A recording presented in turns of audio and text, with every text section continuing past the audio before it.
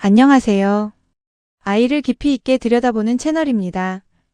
오늘은 초등학교 이전 시기의 아이들이 때를 쓸 때 어떻게 접근해야 하는지 이야기해 보려고 해요. 아이를 키우다 보면 울고 소리 지르고 물건을 던지는 장면을 자주 보게 됩니다.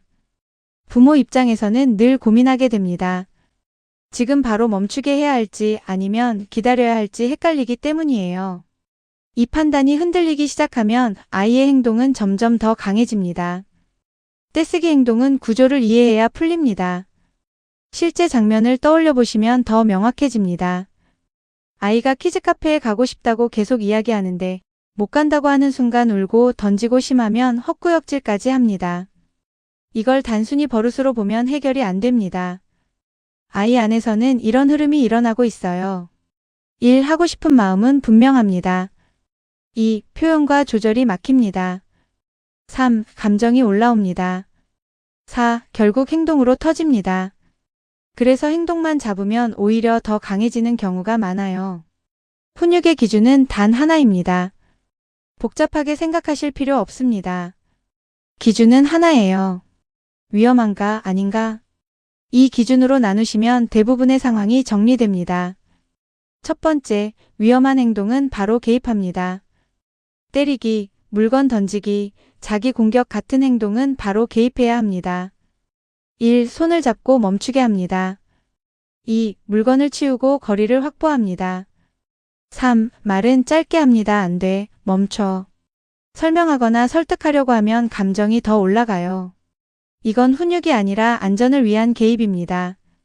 두 번째, 위험하지 않은 행동은 기다립니다. 울기, 소리 지르기는 다르게 접근해야 합니다. 1. 바로 멈추게 하지 않습니다. 2. 옆에 있으면서 지켜봅니다. 3. 짧게 감정만 짚어줍니다. 화났구나. 그리고 기다립니다. 아이가 스스로 감정이 내려오는 경험을 해야 조절이 만들어집니다. 세 번째, 감정과 행동을 분리해야 합니다. 많은 부모가 여기서 흔들립니다. 감정까지 막으려고 합니다. 반대로 행동까지 허용해버립니다. 하지만 이렇게 구분해야 합니다. 1. 감정은 인정합니다. 2. 행동은 제한합니다. 이 기준이 무너지면 아이의 반응은 더 커집니다. 네 번째, 말이 어려운 아이는 표현을 만들어줘야 합니다. 말이 어려운 아이는 행동이 더 크게 올라옵니다. 이때 중요한 건 요구를 바꾸는 것입니다.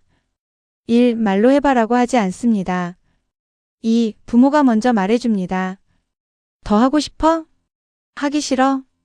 도와줘? 이걸 반복해서 들려주면 어느 순간 아이가 한 단어라도 꺼내기 시작합니다. 다섯 번째, 공공장소에서도 기준은 바뀌지 않습니다. 공공장소에서는 부모가 흔들리기 쉽습니다. 주변 시선 때문에 빨리 끝내고 싶어집니다. 평소 기준이 무너지기 쉽습니다. 하지만 아이는 장소가 아니라 부모의 반응을 기준으로 배웁니다.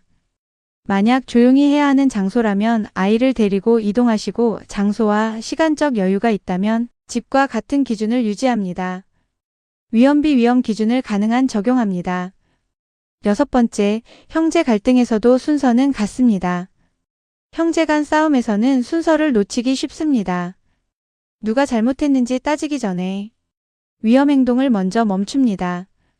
그 다음에 감정을 나눠서 다룹니다. 일곱 번째, 전환 상황을 준비해야 합니다.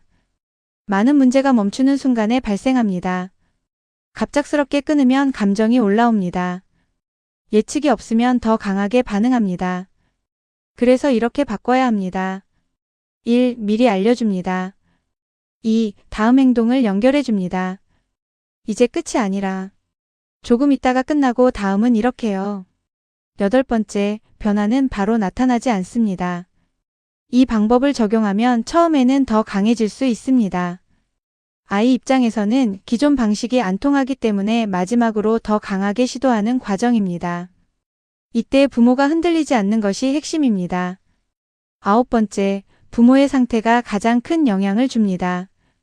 아이의 감정이 올라갈수록 부모도 같이 올라가기 쉽습니다. 중요한 건 부모의 표정, 목소리 톤, 반응의 안정감입니다. 이 자체가 아이에게 조절의 기준이 됩니다. 정리하겠습니다. 결국 핵심은 단순합니다. 첫 번째, 위험하면 바로 개입해서 멈춥니다. 두 번째, 위험하지 않으면 옆에서 버티며 기다립니다. 세 번째, 감정과 행동을 분리해야 합니다. 네 번째, 말이 어려운 아이에게는 표현을 대신 만들어줍니다. 다섯 번째, 공공장소에서도 기준은 크게 바뀌지 않습니다. 여섯 번째, 형제 갈등에서도 순서는 같습니다. 일곱 번째, 전환 상황을 준비해야 합니다. 여덟 번째, 변화는 바로 나타나지 않습니다. 아홉 번째, 부모의 상태가 아이에게 가장 큰 영향을 줍니다. 이 9가지 기준을 메모하여 적어놓고 적용해 보시길 바랍니다. 이 기준만 흔들리지 않으면 아이는 점점 스스로 조절하는 방향으로 나아갑니다.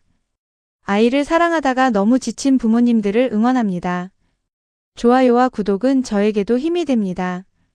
지금까지 시청해 주셔서 감사합니다.